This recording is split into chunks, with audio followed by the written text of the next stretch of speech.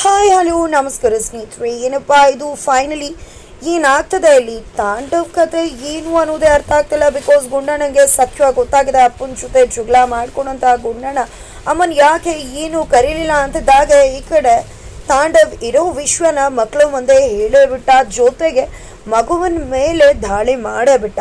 ಹಾಗಾದ್ರೆ ಆಗಿದ್ದೇನಪ್ಪ, ಏನು ಮಾಡಿಬಿಟ್ಟ ತಾಂಡವ್ ಗುಂಡಣ್ಣಂಗೆ, ಇದು ಎಲ್ಲವನ್ನ ಕೂಡ ತಿಳ್ಕೊಬೇಕು ಅಂದರೆ ಈಗಲೇ ನಿಮ್ಮ ಈ ಚಾನಲ್ನ ಸಬ್ಸ್ಕ್ರೈಬ್ ಮಾಡಿ, ಹಾಗೆ ಒಂದು ವಿಡಿಯೋವನ್ನು ಪೂರ್ತಿಯಾಗಿ ನೋಡಿ.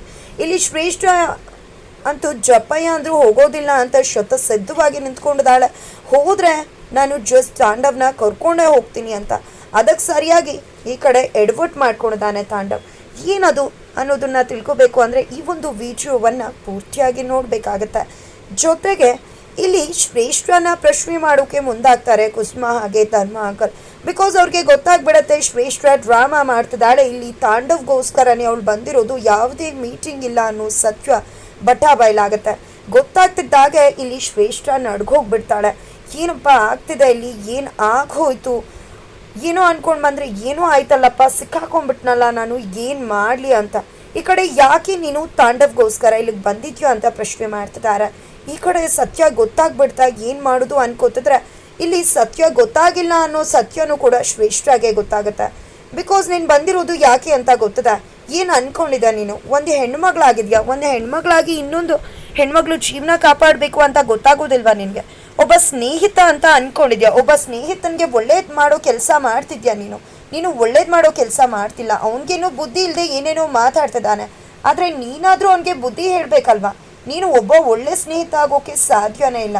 ಯಾಕಂದರೆ ನೀನು ಮಾಡಿರೋ ಕೆಲಸ ಅಂಥದ್ದಿದೆ. ತಾಂಡವ್ಗೆ ಬಂದು ಹೆಲ್ಪ್ ಮಾಡ್ತಿದ್ಯಲ್ಲ, ಇದರಿಂದ ಅವನಿಗೆ ತೊಂದರೆ ಆಗಲ್ವಾ ಅಂದಾಗ ಅದು ತಾಂಡವ್ ಸರಿಯಾಗಿ ಕರೆದಿದ್ದು. ಭಾಗ್ಯ ಇಲ್ಲ, ಮನೆಗೆ ಹೋಗಿದ್ದಾಳೆ, ಮಕ್ಕಳು ನೋಡ್ಕೋಬೇಕಾಗತ್ತೆ ಬಾ ಅಂತ ಅಂತಿದ್ದಾಗೆ ಹೌದೌದು ಎಲ್ಲದರಲ್ಲೂ ಮುಗ್ ತೋರಿಸು, ಟಾಯ್ಸ್ನ ತರೋದ್ರಿಂದ ಹಿಡಿದು ಮಕ್ಕಳನ್ನ ಇಲ್ಲಿ ಕರ್ಕೊಂಡು ಬರೋ ತನಕ ಅಂತ ಹೇಳ್ತಿದ್ದಾರೆ. ಅಷ್ಟರಲ್ಲಿ ತಾಂಡವ್ ಕೂಡ ಬರ್ತಾರೆ, ತಾಂಡವ್ ಕೂಡ ಎಳ್ಕೊಂಡು ಬರ್ತಾರೆ. ನಿಂದು ಕೂಡ ಶ್ವೇಡಿದೆ, ಯಾಕಂದರೆ ನೀನೇ ಅಲ್ವಾ ಶ್ರೇಷ್ಠನ ಕರೆದಿರೋದು, ಅಂದಮೇಲೆ ನಿನ್ನೇನು ಅಲ್ವಾ ಮೊದಲು ವಿಚಾರಿಸ್ಕೋಬೇಕು ಅಂತ ಹೇಳ್ತಿದ್ದಾರೆ. ಏನಮ್ಮ ಮಾತಾಡ್ತಿದ್ಯಾ ಅಂತ ಹೇಳಿದಾಗ ಏನು ನಾಟಕ ಮಾಡ್ತಿದ್ಯಾ ನೋಡಮ್ಮ ಶ್ರೇಷ್ಠ, ಅವನಿಗೇನೋ ಮಾನ ಮರ್ಯಾದೆ ಇಲ್ಲ, ಜೊತೆಗೆ ಬುದ್ಧಿ ಕೂಡ ಹಾಳು ಮಾಡ್ಕೊಂಡಿದ್ದಾನೆ. ಆ ಬುದ್ಧಿನ ಎಲ್ಲಿ ಬಿಟ್ಟಿದ್ದಾನೆ ಅನ್ನೋದು ಅರ್ಥ ಆಗ್ತಿಲ್ಲ. ಆದರೆ ನಿನ್ಗಾರು ಬುದ್ಧಿ ಬೇಕಲ್ವಾ. ಅವನೇನೋ ಮಾತಾಡ್ತಾನೆ ಅಂದರೆ ನೀನು ಕೂಡ ಅದೇ ರೀತಿ ಮಾತಾಡ್ತಿದ್ಯಲ್ಲ. ಅವನೇನೋ ಕರೀತಾನೆ ನಿನ್ನ, ಹಾಗಂತ ಬಂದ್ಬಿಡೋದ.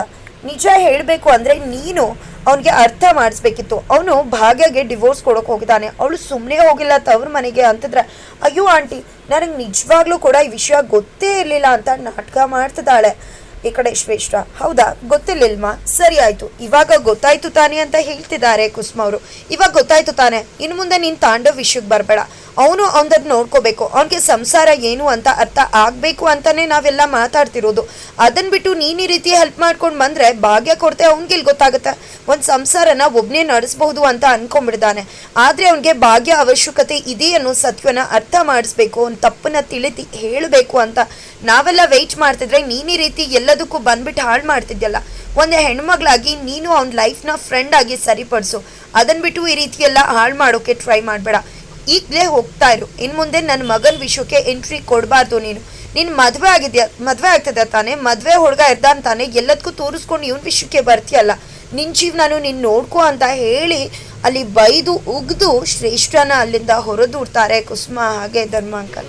ನಂತರ ಈ ಕಡೆ ಗುಂಡಣ್ಣ ತನ್ವಿ ಜೊತೆ ಕೂತ್ಕೊಂಡು ನೀರ ಹತ್ರ ಕೂತ್ಕೊಂಡಿದ್ರೆ ಈ ಕಡೆ ತನ್ನ ಅಮ್ಮ ಭಾಗ್ಯಗೆ ಕಾಲ್ ಮಾಡಿ, ಅಮ್ಮ ನಿನ್ನ ತುಂಬ ಮಿಸ್ ಮಾಡ್ಕೋತಿದ್ದೀನಮ್ಮ, ನೀನು ಇರಬೇಕಿತ್ತಮ್ಮ, ಸರಿ ನಿನ್ನ ಬೆನ್ನು ವಾಸಿ ಆಯ್ತಾ, ಅಜ್ಜಿ ನಿನ್ನ ಚೆನ್ನಾಗಿ ನೋಡ್ಕೋತಿದ್ದ ತಾನೆ, ನೀನೇನು ಓಡಾಡ್ತಿಲ್ಲ ಅಲ್ವಾ ಅಂದಿದ್ದಕ್ಕೆ ಹ್ಞೂ ಗುಂಡಣ್ಣ, ನೀನು ಅಪ್ಪನ ಜೊತೆ ಅಜ್ಜಿ ತಾತ ಅಕ್ಕನ ಜೊತೆ ಫನ್ ಮಾಡು, ಪಿಕ್ನಿಕ್ ಹೋಗಿದ್ಯಾ ಅಲ್ವಾ ಅಂತ ಹೇಳ್ತಿದ್ದಾನೆ. ಅಮ್ಮ ನೀನು ಕೂಡ ಇರಬೇಕಿತ್ತಪ್ಪ ಅಂತ ಹೇಳಿ ತುಂಬ ಮಿಸ್ ಮಾಡಿಕೊಂಡು ಎಮೋಷ್ನಲ್ ಆಗ್ತಿದ್ದಾರೆ ಇಬ್ಬರು ಕೂಡ. ನಂತರ ಈ ಕಡೆ ತನ್ವಿ ಅಕ್ಕನ ನೋಡ್ಕೊ ಅಂತ ಹೇಳ್ತಿದ್ದಾಗ ಈ ಕಡೆ ಮಕ್ಳುಗಳು ಅಲ್ಲಿ ಆಟ ಆಡುವುದು ಗುಂಡಣ್ಣ ಕೇಳಿಸ್ಕೊಂಡ್ಬಿಡ್ತಾನೆ. ಅಮ್ಮ ಎಲ್ಲಿದ್ಯಾ ನೀನು, ಸ್ಕೂಲಲ್ಲಿ ಇದೆಯಾ ಅಂತಿದ್ದಾಗೆ ನಾನು ಆಮೇಲೆ ಕಾಲ್ ಮಾಡ್ತೀನಿ ಗುಂಡಣ್ಣ ಅಂತ ಕಾಲ್ ಕಟ್ ಮಾಡ್ತಾರೆ.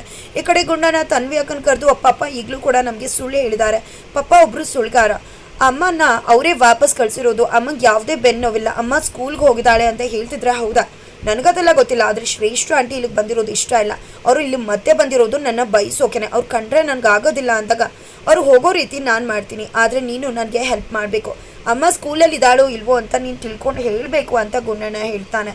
ಆ ಕಡೆ ಭಾಗ್ಯಗೆ ಮಕ್ಕಳೆಲ್ಲ ಬಂದು ಪ್ಲೀಸ್ ಮೇಡಮ್ ನಮಗೆ ಡ್ಯಾನ್ಸ್ ಕಾಂಪಿಟೇಷನ್ ಇದೆ, ಡ್ಯಾನ್ಸ್ ಪ್ರೋಗ್ರಾಮ್ ಇದೆ, ಅದಕ್ಕೆ ನೀವೇ ನಮಗೆ ಹೇಳ್ಕೊಡ್ಬೇಕು, ನೀವು ತುಂಬ ಚೆನ್ನಾಗಿ ಭರತನಾಟ್ಯ ಮಾಡ್ತೀರಾ ಅಂತ ಹೇಳ್ತಿದ್ರೆ ಈ ಕಡೆ ಕುಸುಮ ಮಕ್ಳಿಗೆ ಇಲ್ಲ ಅನ್ನೋಕ್ಕಾಗದೆ ಸರಿ ಅಂತ ಹೇಳ್ಕೊಡ್ತಿದ್ದಾರೆ.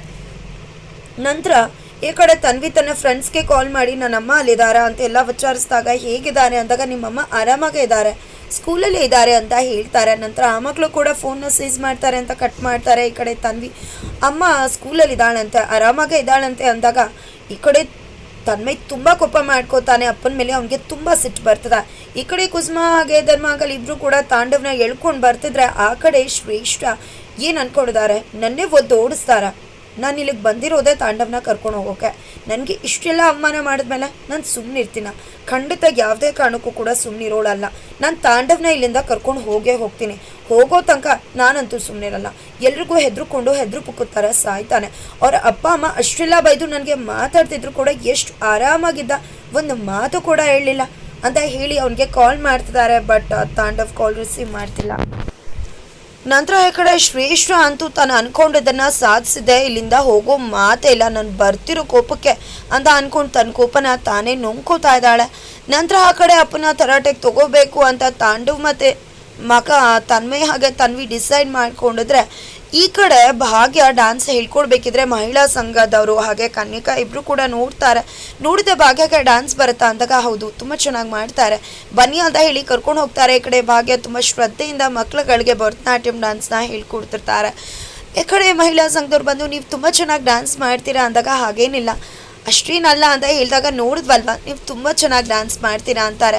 ನಂತರ ನೀವು ನಮ್ಮ ಪ್ರೋಗ್ರಾಮಿಗೆ ಬಂದು ಡ್ಯಾನ್ಸ್ ಮಾಡಬೇಕು ಅಂದಾಗ ಅಯ್ಯೋ ನನಗೇನು ಅಷ್ಟು ಬರುತ್ತೆ ಅಂತ ಹೇಳಿ ತಪ್ಪಿಸ್ಕೊಳ್ಳೋಕೆ ಭಾಗ್ಯ ನೋಡಿದಾಗ ಏನು ಭಾಗ್ಯ ಸ್ಕೂಲ್ ಕಾಂಪಿಟೇಷನಲ್ಲಿ ನೀನೇ ಅಲ್ವಾ ಫಸ್ಟ್ ಡ್ಯಾನ್ಸ್ ಆಗಿ ಪಾಸ್ ಆಗಿದ್ದು, ನೀನೇ ಅಲ್ವಾ ಫಸ್ಟ್ ಪ್ರೈಸ್ ತೊಗೊಂಡಿದ್ದು ಡ್ಯಾನ್ಸ್ ಕಾಂಪಿಟೇಷನಲ್ಲಿ, ಹೋಗು ಖಂಡಿತ ನೀವೇನು ಯೋಚನೆ ಮಾಡಬೇಡಿ, ಖಂಡಿತ ನಿಮ್ಮ ಪ್ರೋಗ್ರಾಮ್ ಬಂದು ಭಾಗ್ಯ ಡ್ಯಾನ್ಸ್ ಮಾಡೇ ಮಾಡ್ತಾಳೆ, ನಾನು ಕಳಿಸ್ಕೊಡ್ತೀನಿ ಅಂತ ಹೇಳ್ತಿದ್ದಾರೆ. ಈ ಕಡೆ ಭಾಗ್ಯಗೇನು ಶಾಕ್ ಅಲ್ಲ, ಬಿಕಾಸ್ ಆಲ್ರೆಡಿ ಪ್ಯೂನಣ್ಣ ಹೇಳಿದ್ದಾರೆ ಅವಾರ್ಡ್ಗೋಸ್ಕರ ನಾಟಕ ಮಾಡ್ತಿರೋದು ಅಂತ. ಈ ಕಡೆ ಕಳಿಸ್ಕೊಡೋದ್ರಲ್ಲಿ ಏನಿದೆ, ಕಳ್ಕೊಳ್ಳೋದೇನು, ನನಗೆ ಮಹಿಳಾ ಅವಾರ್ಡ್ ಸಿಕ್ಕಿದ್ರೆ ಸಾಕು, ಇವಳು ಕೃಪಾ ಕಟಾಕ್ಷದಿಂದ ಸಿಕ್ಕಿದ್ರೆ ನನಗೂ ಕೂಡ ಖುಷಿನೇ ಅಂತ ಕನಿಕಾ ಅನ್ಕೋತಿದ್ದಾರೆ. ಬಟ್ ಇದು ಒಂದು ಬಿಗ್ಗೆಸ್ಟ್ ಟ್ವಿಸ್ಟ್ಗೆ ಕಾರಣ ಆಗುತ್ತೆ. ಖಂಡಿತ ಈ ಒಂದು ಅವಾರ್ಡ್ ಫಂಕ್ಷನಲ್ಲಿ ಡ್ಯಾನ್ಸ್ ಮಾಡೋಕ್ಕೆ ಹೋಗಿದ್ದ ಭಾಗ್ಯಗೆ ಜಸ್ಟ್ ಡ್ಯಾನ್ಸ್ಗೆ ಒಂದು ಚಪ್ಪಾಳೆ ಸಿಗೋದಿಲ್ಲ, ಅವಳಿಗೆ ಮಹಿಳಾ ಅಚೀವರ್ ಅವಾರ್ಡ್ ಕೂಡ ಸಿಗುತ್ತೆ. ಕನಿಕಾ ಜೊತೆ ಕಾಂಪಿಟೇಷನ್ ಕೊಟ್ಟಂತ ಆ ಭಾಗ್ಯ ಮತ್ತೆ ಅವಳಿಗೆ ಇಟ್ಟಿಸ್ಕೋತಾಳೆ. ಈ ಕಡೆ ಕನಿಕಾಗೆ ಶಾಕ್ ಆಗುತ್ತೆ, ಮತ್ತೆ ಸೋಲಾಗುತ್ತೆ. ಇದೆಲ್ಲದರ ನಡುವೆ ಈ ಕಡೆ ತನ್ಮಯ್ ಬಂದಿದ್ದೆ, ಪಾಪ ನೀವು ನನ್ನ ಹತ್ರ ಸುಳ್ಳು ಹೇಳಿದ್ರಲ್ವಾ, ಅಮ್ಮಂಗೆ ಏನೂ ಆಗಿಲ್ಲ, ಆದರೂ ಅಮ್ಮನ ಕರ್ಕೊಂಡು ಬರಬೇಕು ಅಂತ ಹೇಳಿದ್ರಲ್ವಾ ಅಂತ ಹೇಳಿ ಸಿಟ್ಟು ಹತ್ತಿಸ್ತಿದ್ದಾಗ ಈ ಕಡೆ ತಾಂಡವ್ ಹೌದು ನನಗೆ ಅವಳ ಜೊತೆ ಬರೋಕ್ಕೆ ಇಷ್ಟ ಇಲ್ಲ, ಅವಳಿಗೆ ಡಿವೋರ್ಸ್ ಕೊಡ್ತಿದ್ದೀನಿ ಅನ್ನೋ ಸತ್ಯ ಹೇಳೇ ಬಿಡ್ತಾರೆ. ಸತ್ಯ ಗೊತ್ತಾದಂಥ ಗುಂಡಣ್ಣ ಫೈಟ್ ಮಾಡೋಕೆ ಮುಂದಾಗ್ತದಾಗೆ ಅಪ್ಪ ಮಗನ ದೂಡೇ ಬಿಡ್ತಾನೆ. ಈ ಕಡೆ ಕೆಳಗಡೆ ಬಿದ್ದಿರೋ ಗುಂಡನ್ನು ನೋಡಿ ಅಜ್ಜಿ ತಾತ ಎಲ್ಲ ಕೂಡ ಶಾಕ್ ಆಗ್ತಿದ್ದಾರೆ. ಇದರ ಮುಂದೆ ಏನಾಗುತ್ತೆ ತಿಳ್ಕೋಬೇಕು ಅಂದರೆ ಮುಂದಿನ ವಿಡಿಯೋಗೋಸ್ಕರ ವೇಟ್ ಮಾಡೋದನ್ನು ಮರಿಬೇಡಿ.